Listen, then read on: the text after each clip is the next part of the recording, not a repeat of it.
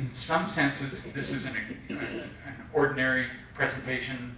This is somebody who does not have a household name out there in the world or in the city. Thank God. Oh, excuse me. If you didn't hear that, you said thank God. But I want you to think of this as an extraordinary presentation. And this is why he has spent so much time on this presentation to put together, to trace his roots that go all the way back to Norway and how they got to here being West Seattle, the Riverside area, and then up here to Admiral. And I want each of you to think, as you're listening to Ron, that each of us has a story. So without any further words, I want you to give a big round of applause for somebody who hasn't done this before, Ron Tjerandsen. Thank you, sir.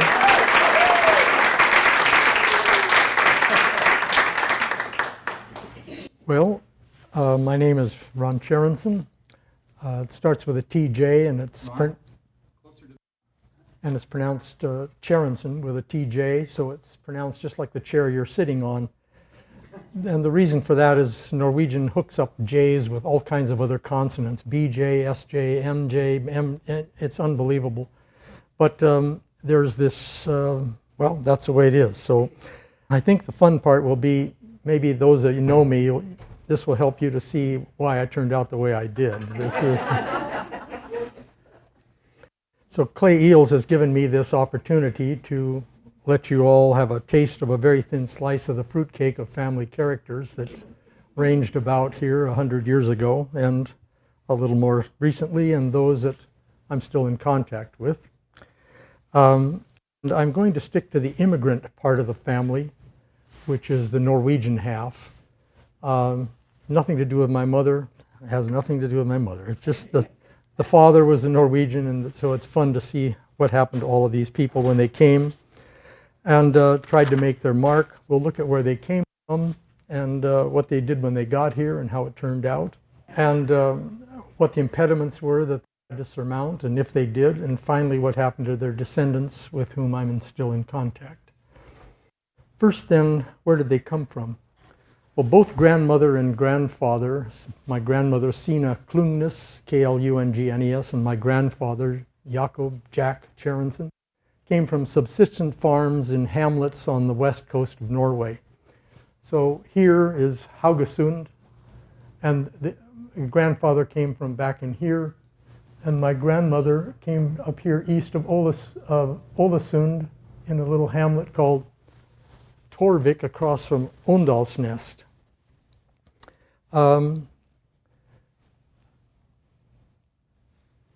So first I'll show the grandmother's region. And here is Åndalsnes, and right across here is Torvik. So it's that tiny a hamlet. And next, please. Here's a little better map. Here's let's see, Åndalsnes down here. And across here is Klungnes. That's actually the family name. And one more, please. And now here is actually Klungnes in this Torvik. It just means the little village of Torvik. And Klungnes, and here, these maps in Norway are unbelievable. This actually shows the farm. Here's the old barn, we'll see that, and then the newer house. The old house burned down. So let's go to the next one, please.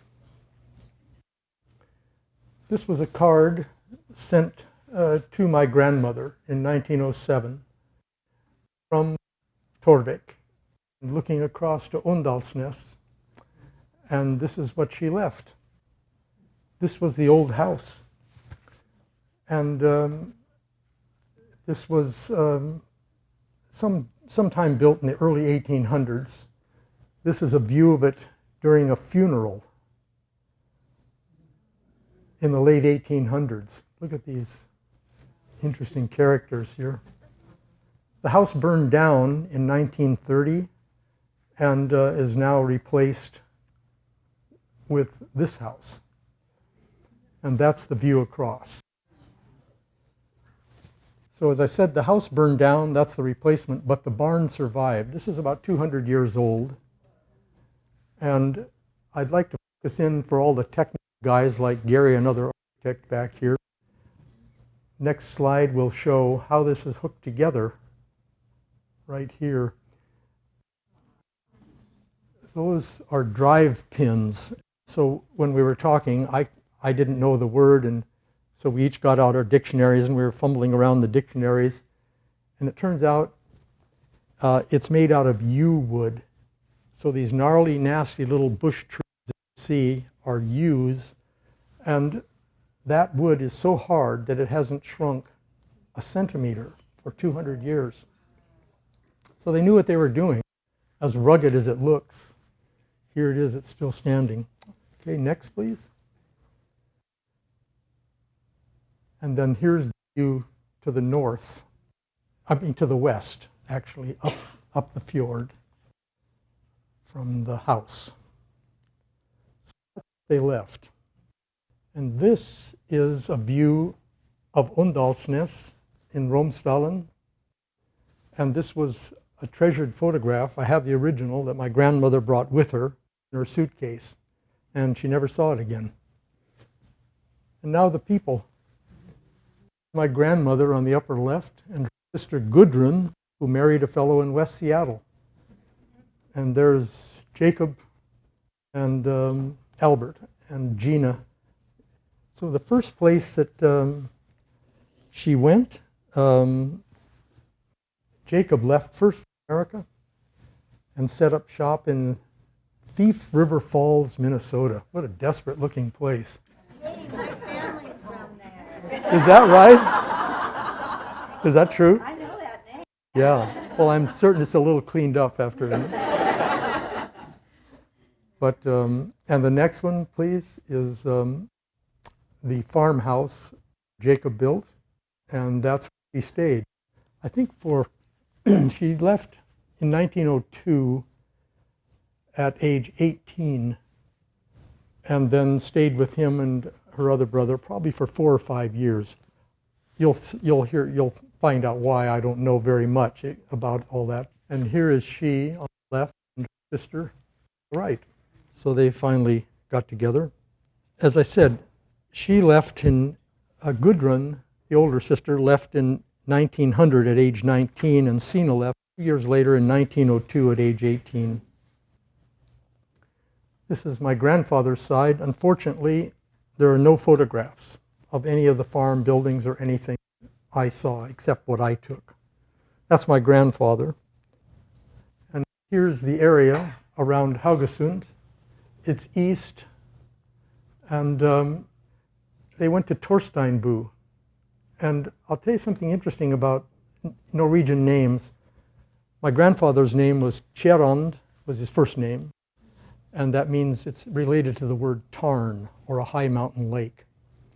And so his name was Tjerandsen, Torsteinbu, and the reason was that that's the name of where he lived. So when they moved here, on the wall here, you can see there's no road. This they called it Sandvik, and then the family became Tjerandsen Sandvik. And when the brothers came here, some of them kept the name Sandvik, and others kept the name Tjerandsen. So there were brothers that had different names, and that's very common. I talked with a lady in the back here, and she said similar things happened to her when family took the name of. There were too many Olsons. And so they said, why don't you find another name? So they just took the name of the hamlet that they were born in.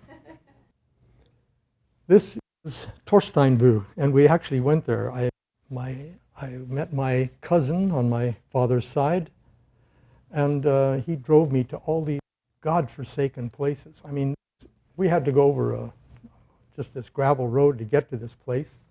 And we're looking clear down here, and on the wall is where Sandvik eventually was. This is now the road replacing a wagon track, only a decade ago. So all the time that they lived, There was only just a wagon way out. And here's the house that he built. And he built it in Torsteinbue. And when they decided to move here, dismantled it, put it on a raft, towed it down, and reassembled it here.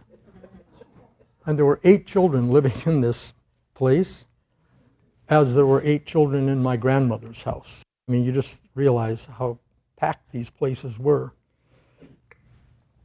So what did they live off? I took this on the farm because you realize that they had sheep which provided milk and cheese and wool and mutton. There was a waterfall at the site, so they got their water to drink. And up above, you can't see, there's a wreck of an old pipeline that goes down to the sawmill and the boatyard, and it ran the saw. And that's where my grandfather learned how to become a sawyer, or someone who learns how to saw wood. That's my cousin on the right, the other hairless one there. And here's the interior of the little mill that was run by water power. As I said, both families had 8 children, and out of each, 6 came to America. And I just wanted to show you that this is a painting by Rolf Lidberg entitled Pulling Into the Net, and it gives a fair idea of what overcrowded poverty was like in Norway with the little trolls, and then maybe a slightly more sympathetic view with a little birth control, but I digress here and there. So the first to arrive here, you realize that they had no prospects, and so the circumstances were so straitened that they got out.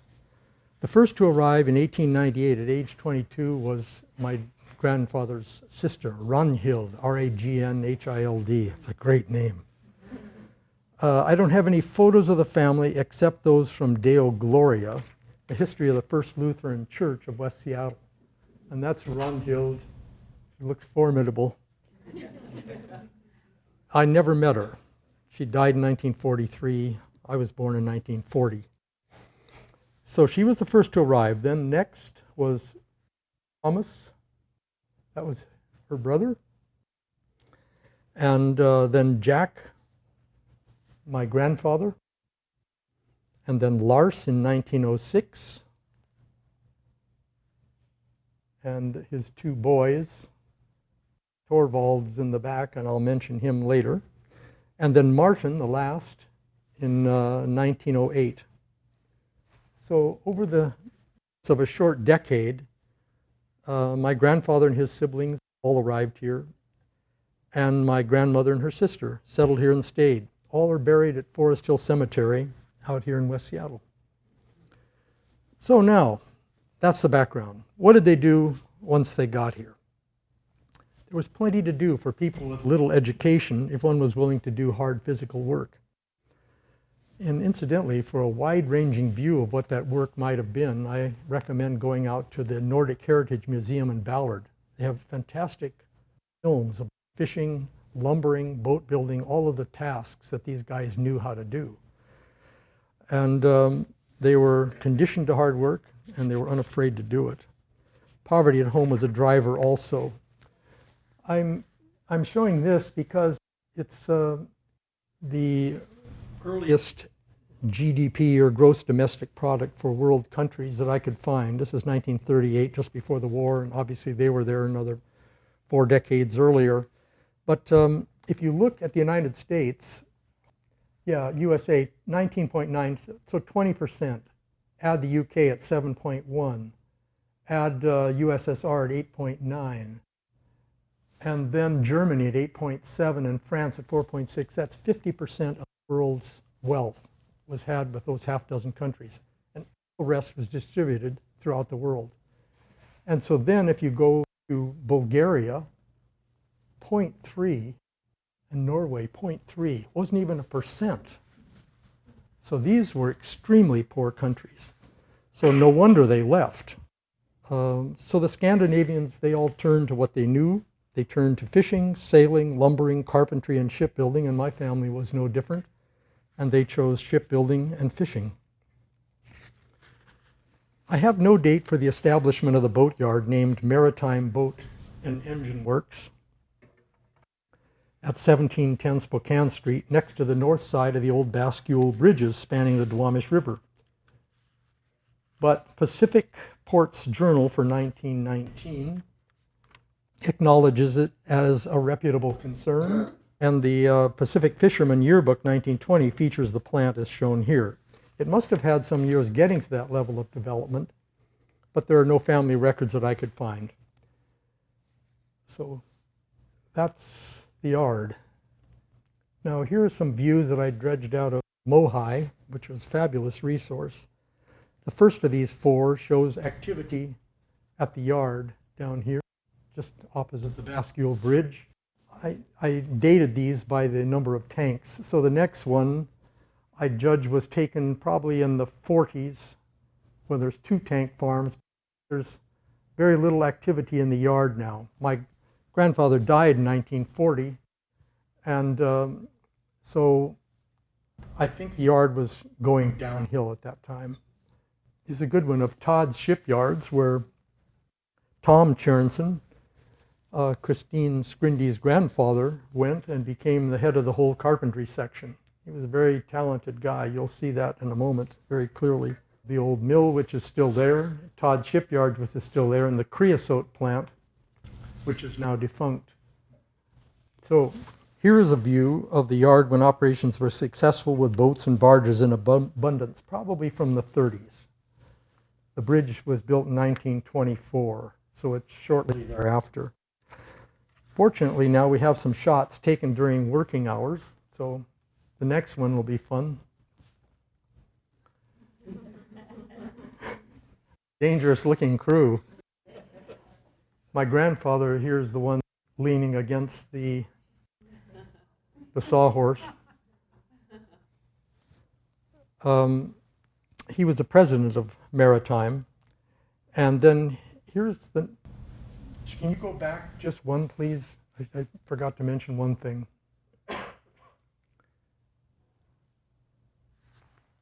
So you see this hull of this ship, and you can see through here to the ribs. So it's a so-called double-planked hull. And that's what they knew how to do. That's what they learned in the shipyards. And to prove it, I went last summer to Ålesund, where they were having a boat built to traditional methods. And you can see how labor-intensive. First, the ribs have to all be shaped and cut. And each one is different, depending on where it lies in the hull. And then they drill and they screw it, and then they put these plugs in tar and nail it, and glue it, and then they have to cork it or caulk it along with oakum and tar. So it's incredibly labor intensive. So you can see now why this has become a boutique operation in the face of fiberglass and aluminum and steel. And here's the last in the boatyard, which my Aunt Bernice, my cousin Susan's mother, chose to call coffee break.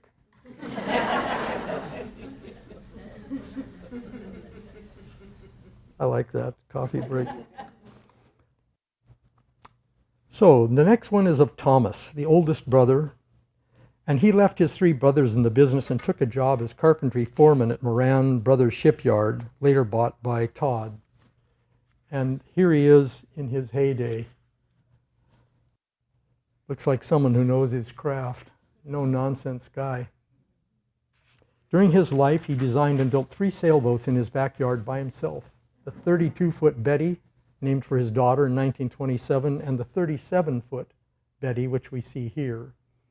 And then the next one is finally the 45-foot Halcyon, which is shown on this old postcard from Seattle, taken down on Harbor Avenue. And there's the skyline, and we see the Smith Tower as being the important feature on the skyline. They're setting up to mount the 54-foot mast. And here it shows it underway. Beautiful sloop. And here he is keeping a weather eye on whoever is at the tiller. And he died in 1957 when I was 17, but I never met him. I'll speculate why in a moment. However, part of him lives on because the good ship Halcyon is now being completely renovated in South Seattle through the South Seattle Community College boat building class. And here are a couple of shots from my visit, which Chris Scrindy arranged. That's the whole renovation. And just tarry a moment on this. Look how many pieces there are and how small they are. You'd think that they'd be large, but these are small pieces of wood like that. And he did this, so the reduction of weight increases the speed, and he was a fabulous sailor. Christine's mother, Betty, told me that only in the last years of his life did he ever put a motor in the boat. He sailed it all, it was just a sailboat. This is a photograph of a lumber schooner that Thomas was involved in, moored off Harbor Avenue, and the tot standing on the doghouse there is his son, about 3 years old, Carl. And so this was an operation well underway. It says Cowan Photo, and to prove that, and look where it was, California Avenue.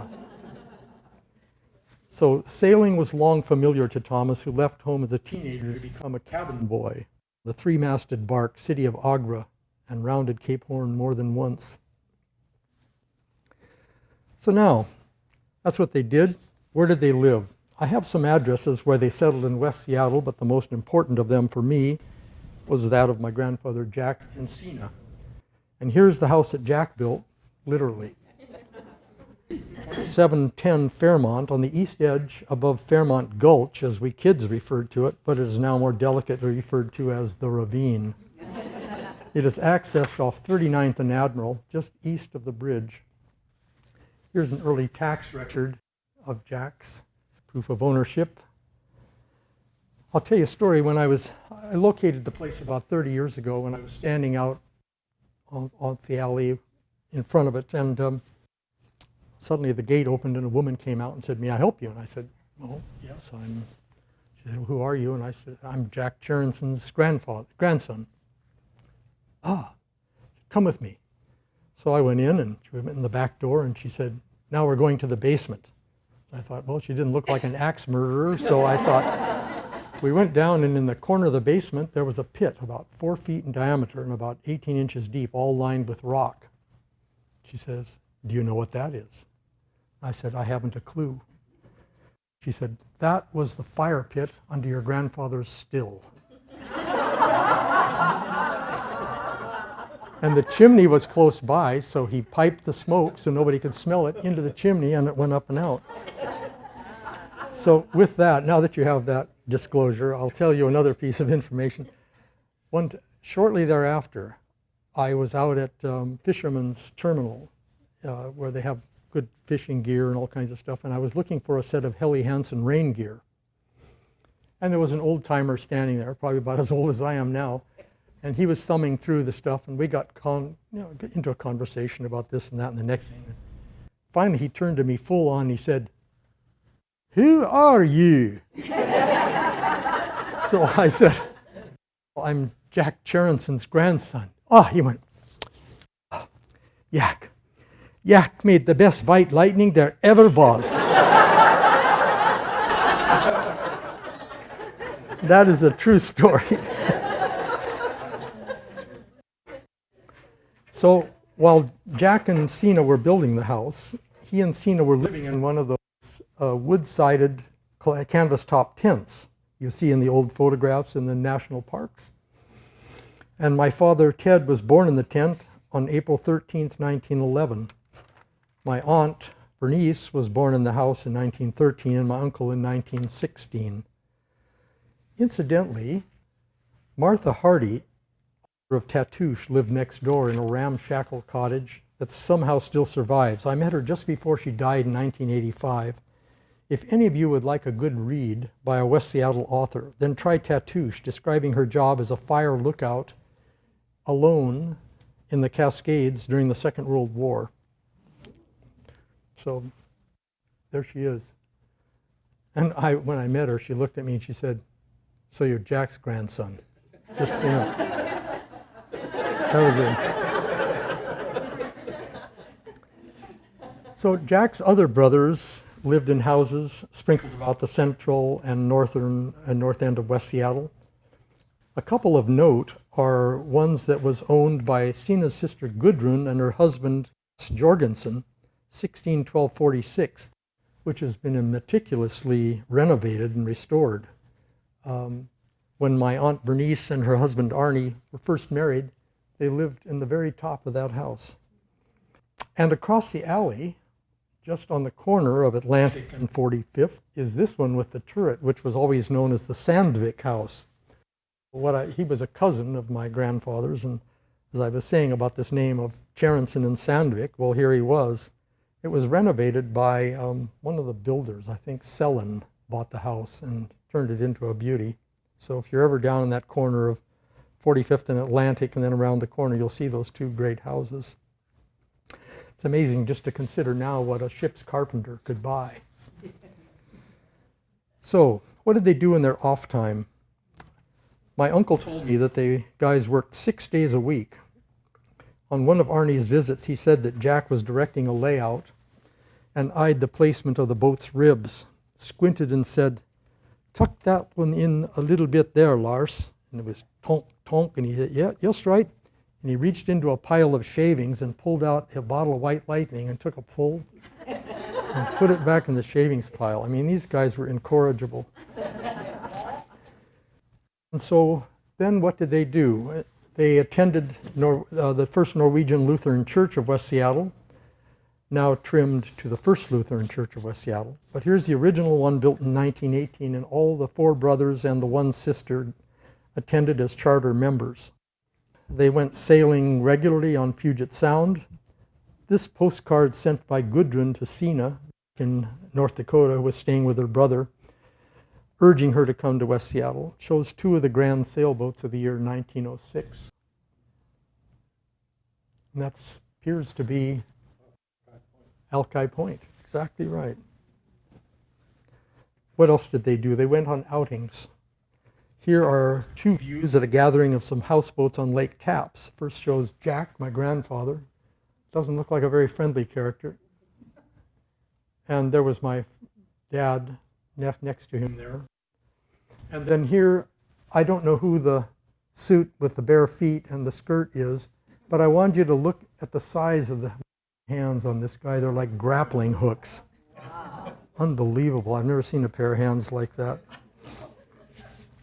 What else did they do? Probably an occasional ferry ride from the West Seattle dock to visit Pioneer Square. This postcard shows the square in 1909 before the erection of the pergola. And now a couple of West Seattle, one from Queen Anne Hill. And there's the old trestle for the trolley across there before it was all filled in. Look at how little activity along the shore there is. And then here's another showing more activity and Ferry Avenue going up, so you can see that. And that old power plant, still they had that stack renovated, as you may remember. But this is from First Hill looking down. And then finally, they took the ferry home. It's a nice old card, isn't it? Seattle Ferry. What was that one named? The City of Seattle. The City of Seattle. An additional attraction on the edge of the city, over on Bourne Avenue, where they went to dance, was Norway Hall. Here are two views of it by then and now Paul Dorpat. And the place still's there. My aunt even saved a raffle ticket from 1930. And then, importantly, there was the Norwegian Singers Association.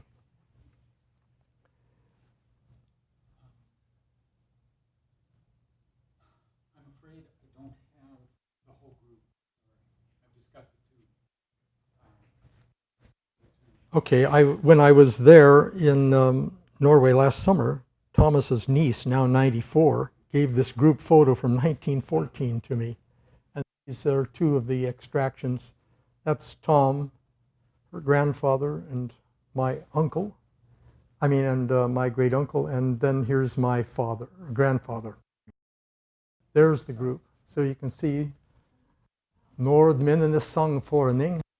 It means Norwegian Singers organization, 1914. She gave that to me. I was so pleased. So there's Thomas up in the upper corner, and then here's Jack down here. And then here's the group, 1936. So Norwegian Singers Association. So they were big time in there. And the next picture shows there's Thomas still hanging in. And here's my dad, Ted. And then there's Norman up on the second from the left, two brothers. And then finally, house parties. My aunt told me that her cousin Connie would say, "The home brew is ready. I think it's time we had a party." And that was told to me by my aunt Bernice. If there were other activities that they did, I didn't ever hear about them. So as in the first act, go back. As in the first act of an ancient Greek dramatic play, so much was good in going their way. They married, they bought land and built houses, they had children, they joined the church. But the first big setback to forward progress was about to happen, almost as if it were the second act of an ancient Greek dramatic play. Sina, my grandmother, gave birth to Norman in 1916 and either contracted tuberculosis or had had it already. It was common among Scandinavians. The next year, in 1917, she died at age 34. I was in Scandinavia in 2005 based on something to do with work. It was furniture for schools. I was designing Garfield at the time. And so I got to go and see all this furniture built by this Danish company. And I visited an old Danish friend that I'd hiked in Turkey with years ago. And he took me to this, I don't know, what do you call it, a place where they assemble all old farms from everywhere in Norway, like a theme park almost. And into each one we went, there was like a vestibule where they took off their dirty clothes and hung them up and then went into the warm part of the house. And in the middle of it was a box filled with sand. So I said, "What in the earth is that? Do they have cats?" And he said, "No, that's where they spit." And so I said, "Spit?" And he said, "Yeah." He says, "They thought they could get their tuberculosis out." Well, it's an airborne disease. So, I mean, they didn't know it, and they were giving it to each other, so it was very common among Scandinavians. So, at any rate, Jack had no way of working and running the shipyard and also dealing with 3 children, aged 6, 3, and 1. So he farmed them out to a woman in Bellingham. Within a couple years, they wound up in Seabold on the backside of Bainbridge Island with a kind woman whom they named Grandma Berg. Times were tough, money was in short supply. My aunt has letters that she kept, and I have them now. My dad's plea to his dad, "Send me some money for some shoes. My shoes are all full of holes." And the visits, however, became less frequent because Jack married a woman who was not friendly with them. But the alcohol-fueled outings continued, and in the late 20s, while Jack, Lars, and Martin were out sailing, the boat came about, the sails began to luff. Jack went up from the cabin to discover that Lars was not at the tiller. He'd fallen overboard and drowned, and later found at Manchester.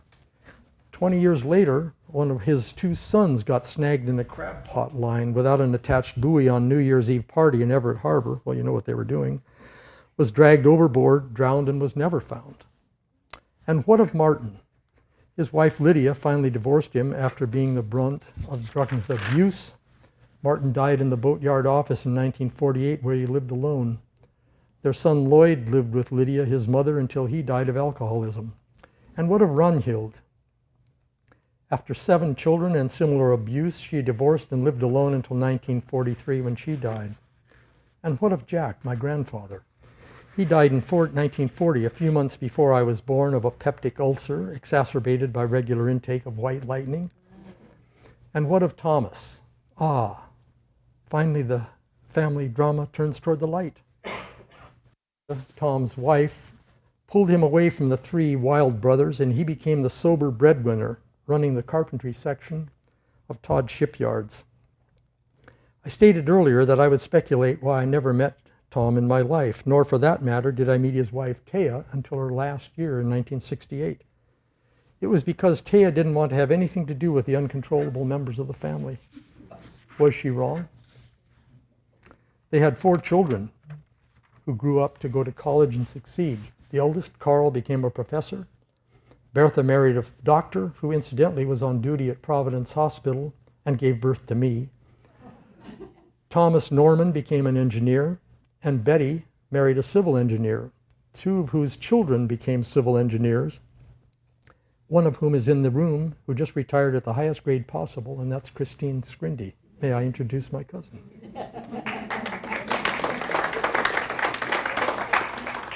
So now at this point you may ask, why do I bring all of these difficulties to light? And I would answer the following. Here was a cluster of brave, talented, and uneducated people who let immoderate use of alcohol control their actions and paid dearly for it. Thomas being the only one who got back on track and stayed there. The story of these immigrants lacks depth without looking at this whole picture, in my opinion. Now let's take a look at what happened to my father, Ted, my Aunt Bernice, and my Uncle Norman. My father caught scarlet fever as a teenager, and it damaged his kidneys. But he and his sister Bernice and Norman all went to West Seattle High School. Bernice graduated in 1930 at age 16. She was very smart. And Norman in 1938, not quite so smart. But my father, I looked up in the recent directory that I got as being a West Seattle graduate myself, and he never graduated. So I couldn't find his name. I was so surprised. He went to work for the shipyard, probably for maritime, until Jack died in 1940, and then after that at Todd's. Here he is sometime in the 30s with his Norwegian cap. Well, you've seen that one. And here's another of an outing at President's Point. Here's my Aunt Bernice, very beautiful woman, and her husband Arnie, and there's my Uncle Norman, and others that, interesting. Okay, that's my mother, and I'm not trying to shortchange my mother, it's just that as she wasn't an immigrant.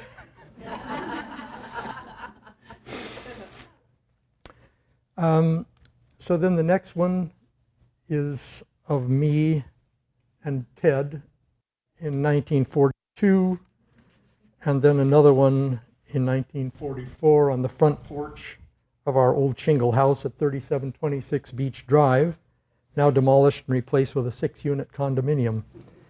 And here's a broader view, probably taken sometime in the early 40s before the development of West Seattle really went crazy. West of Charleston, Schmitz Park, that's the old house. It's gone now. And I'll show you now one of the hill. Yeah, here, the one. So the old house was right there. And you can see now all that's built up. So we grew up having rafts and building tree houses. My dad had this tugboat called the Potlatch.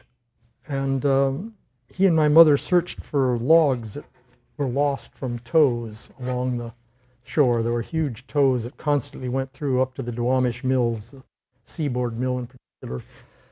And one of the early memories I have of him was going ashore and cabling up a log, and my mother steadied the boat until he waded out. And the next shot shows a so-called professional view of the tug, and it's called West Seattle's Large Fishing Fleet, and they're all tugs. But that was a postcard, you know. We're not quite done with the Tjeransens yet. Here's where we grew up. I'm here on this little sidewalk bike, probably about 1949. So just hang on to that one for a moment. My mother, for a high school graduation present, visited a family friend on the island of Java, in Indonesia, who had married Sir Godfrey Denham, who was the director of the Anglo-Dutch rubber plantations. There, it is assumed, is where she contracted leprosy. There was no treatment and no cure in the 30s or early 40s, and by 1945, when I was 5, she was experiencing some neural difficulties and went to Dr. Aiken here in West Seattle. I went to school with his son, Joe. Dr. Aiken told my mother that it is his legal duty to inform the public health service of her condition, since at that time it was considered to be a communicable disease. Just like the Furies from ancient Greek drama, the public health service descended on the house, and I remember an officer in uniform telling my mother to pack her bags or he would quarantine the house and take the child. And suddenly she was gone, shipped to the National Leprosarium on the banks of the Mississippi and Louisiana at Carville for the next 8 years. Nor were the Furies satisfied with that. Within 3 months, my father died from kidney failure as a consequence of untreated scarlet fever. And I was taken in by grandparents, my mother's mother, until my mother returned 8 years later. The Furies seemed satisfied. I grew up on Beach Drive, Alki neighborhood, a splendid place with Puget Sound at the front and the woods behind. And I'll mention another great thing that we used to do. Charlie Strong, who's here and I grew up with in the neighborhood, he took us to the drop-off, and I've got to tell you where it is because you'll want to know. Out in front of, what's the name of that little restaurant along there? La Rustica. There's a little opening with access to the beach right there. You can go down. If you go slightly south, there's a house with a ramp coming down. And Charlie said that's where we used to go out. So in a super low tide, you go down the shingle, first through the first pond, and then up over the sand, and then across, and then out, and probably an inch or two of water is on the sand, and it drifts out slightly depressing, and then suddenly there's blue water, and it dives off at 45 degrees and just disappears. So we would run as fast as we could and then dive off into the blue water and then hope no monsters were there and get out of there as quickly as possible. So that's a nice little West Seattle venture for somebody to go and see if you can't find the drop-off again, because I swear to God it's there. So we built tree houses, we bicycled everywhere, we went to Alki grade school and up the hill to Jefferson High. We hiked up, buses, what buses, and moved on to West Seattle where I graduated in 1958. Madison, what did I say, Jefferson? Yeah, I meant Madison. That's me on the far left. I suddenly realized I look a lot like my grandfather Jack there. But that was in the Army, and then the next one, I took a leave to Norway while I was there, and I cross-country skied hut to hut for weeks with a German friend. And then I returned to finish college and go to work as an architect. Here I'm happily visiting Garfield High School renovation, for which I was the PA. In 1977, I married Whitney Schultz, a school teacher from Berkeley, who's right here in the blue on the corner, and moved into a corner grocery store here in West Seattle at 45th and Walker.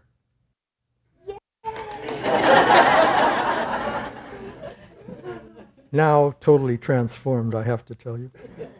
When our son Carl was 5, Whitney established Tilden School, named after the park above Berkeley. She has run and taught there for over 30 years. Got kids, anyone? So let's see, what's my final note here? Oh, an interesting side note is that she has taken over the classroom wing of First Lutheran Church of West Seattle, which is where my grandparents and all these people were charter members. And our daughter, Kristen, a veterinarian, sitting next to her, is married to another veterinarian, Alex, and she practices at the Lean Clinic on Southwest Alaska here in West Seattle. Got pets, anyone? Our son, Carl, was a healthcare attorney for 5 years and is now in his last year of medical school, and that's Carl on my far right. So it appears that the actions of the Furies has abated, for which we are eternally grateful. So in summing up, I would say that adverse circumstances cannot always be seen, such as those which overtook my grandmother and my dad and my mother. I watched as my mother steadfastly reestablished a life after 8 years in an institution, found a job, remarried, and lived to 92. But for others in the family, the uncontrolled use of alcohol had a destructive effect, which affected one and all. My aunt Bernice and her daughter Susan were connected to me over the years, but Thomas's grandchildren only became known to me much later, and I'm grateful for that contact now. So just as a note, lest anyone conclude that the thrust of this presentation is to merely say that I'm like a teetotaler here against alcohol. It's just the uncontrolled use of it. If we wanted to, and this is not the library, we could open some wine or a beer, and I would drink with you. So, skål. That's it.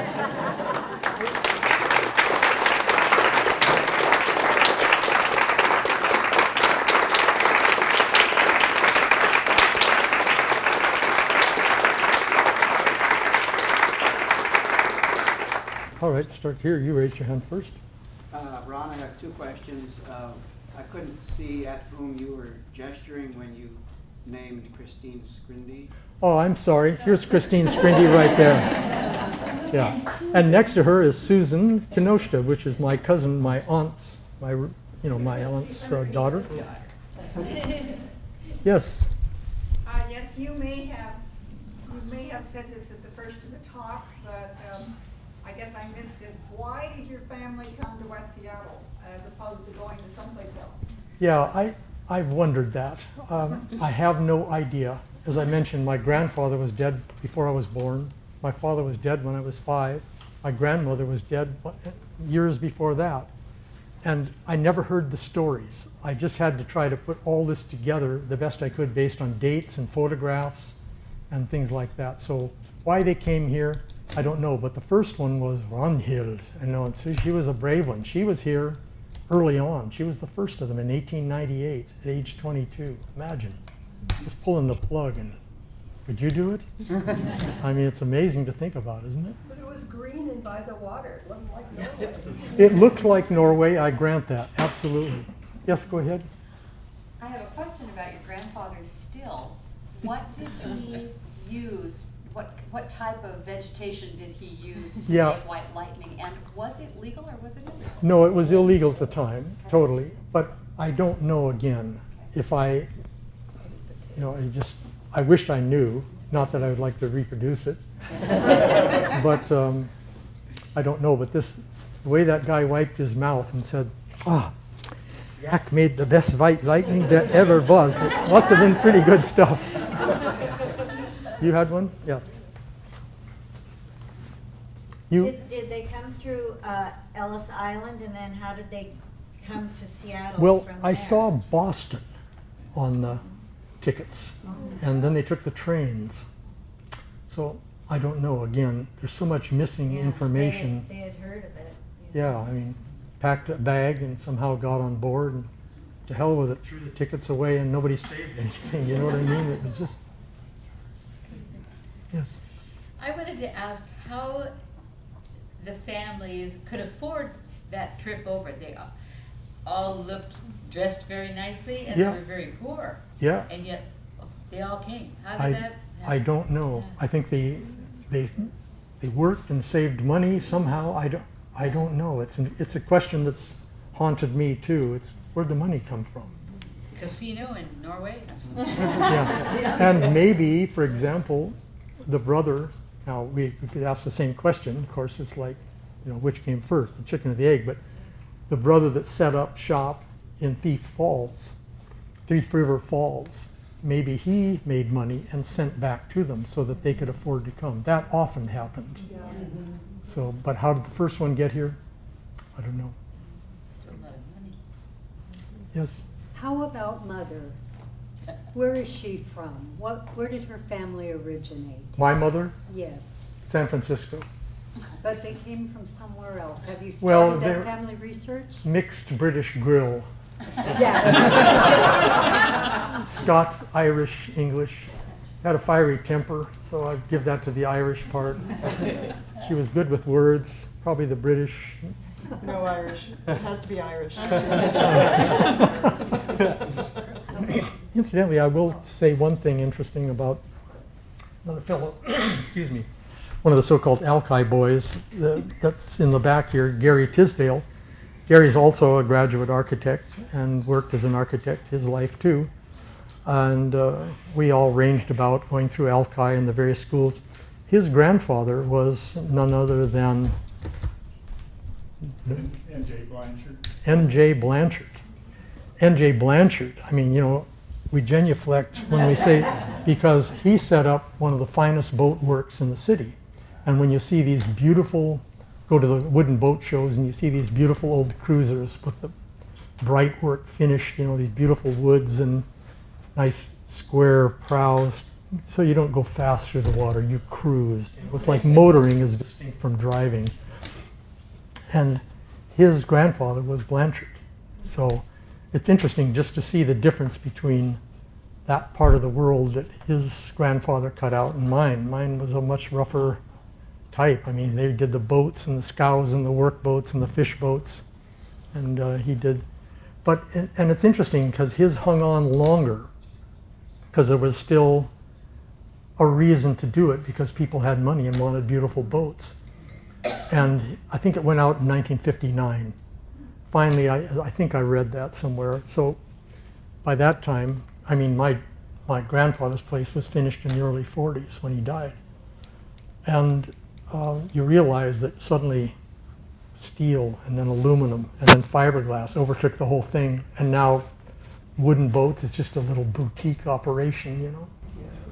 Well, parallels are uncanny because my grandfather also started on the Duwamish River as a boat maker, and then later moved to Lake Union. Yeah.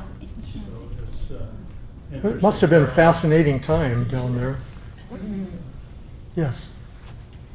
Well, lest we think all Norwegians were boat builders, I don't. I'm Clay's wife. Yes. And my maiden name is Bakken. And my Bakken? Right. My father's side were both from Norway. His parents were both from Norway. And they were in the Dakotas as farmers, so it's interesting to hear this story Connection about there. boat Yep. building and that part of that lifestyle. But I have a lot of family history and collections of things in Oh, let's see it. my household, and I alternate between wanting to throw it all in the dumpster and wanting to preserve it all and understand it more. And so my question to you is, how are you different as a result of spending this time and really delving into your family history? How am I different? Well, I've been puzzling about this for years because there were so many people that I never knew. I mean, as I said, I had that one or two, I have about 3 recollections of my father, one of which was going ashore and getting a log. And I have a couple others, you know, and that's it. So it was always a puzzle. It wasn't like, hey, Dad, you know, what did you do then? You know, everybody was gone. And then suddenly my mother was gone all those years, so I never talked with anybody about any of this. But Auntie Bernice was wonderful. Auntie Bernice, her mother was wonderful. Bernice was my connection to family reality. I mean, otherwise, because, as I said, that split that occurred, you know, when Christine's grandmother basically probably told Thomas, you know, we're out of here, you know, and probably rightly so when you think back on it. I mean, it was a tough decision, but just to keep putting up with that, have him dragged down too. I mean, look at how the others wound up, drunk and disorderly and all dying of alcoholism. Yeah. So did it tell you more about your own nature, character? We'll talk about that later. Yeah, I don't want to go into that too much. You know? I think you answered it. Yeah. Please.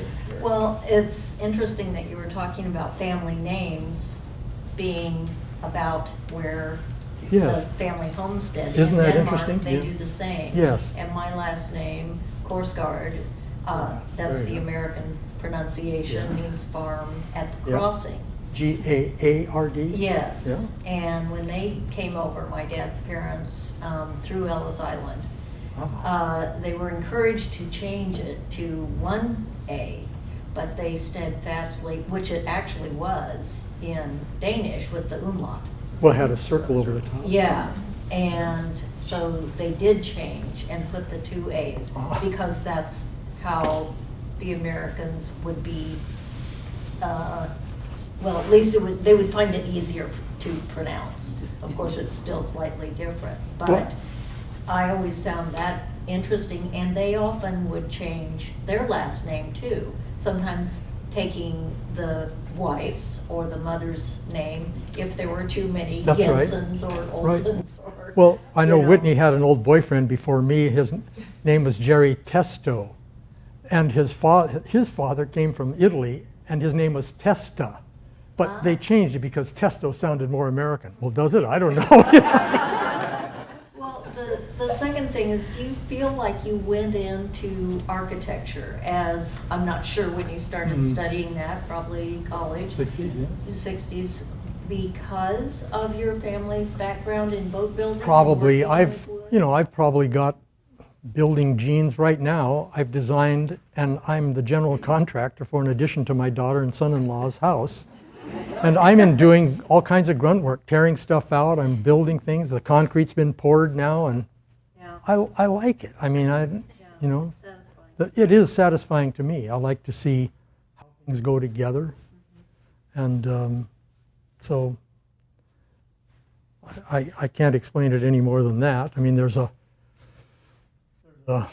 kind of more creative component to the architectural side strictly insofar. In fact, his sister is here. I mean, my son-in-law's sister is here, and she's an architect, so, and doing quite well as an architect. So it's, you know, I happen to like the physical part too, so I'm continuing on with that because I'm out of the game. Yeah. No, you're not.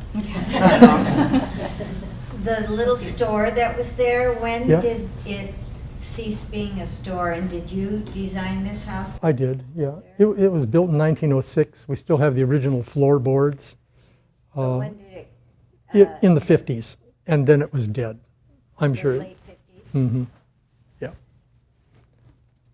So then it just became, it lost its license as a store and everything else. So, any others? Yes. I was going to say, my family immigrated from Norway too, 3 generations back from me. But one of the things that I found when I was doing my research is some of the letters and the people had talked, I've connected to Ancestry.com with families Yeah. in North Dakota.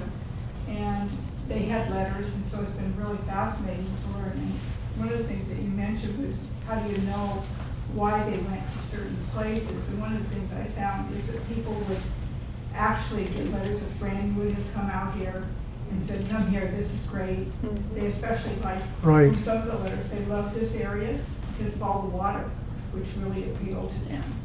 I don't know when the land was opened up for grabs, so to speak, but I'm sure that was an inducement too. Suddenly, my God, here's free land. Just come and take it over. And but I don't know the time. I haven't looked at that. Yeah, I don't know if you can confirm it. I just, some of the letters that they had gotten from, actually, somebody had actually saved letters that people had written from this area. My family sent over near Bremerton and Right. Olala, I believe it was, that my family went to. So, because there were people there that they knew. That's right. Yes. I wondered how the 2 different wars, World War I and II, interfered with any of your family members. You didn't mention losing any in the wars. Did they go? Did they serve? Well, certainly not the First World War. They were all here early on, and they were foreign, and I don't know when they got citizenships. And then they were all too old, and my father was too ill. So he could go work in the shipyards, but he never served as a soldier. But he was dead by the end of the war, so. My stepmother's mother was from Norway, and as a child got stuck in Norway for a year because of the war, First World War. Oh, interesting. Yeah. Great.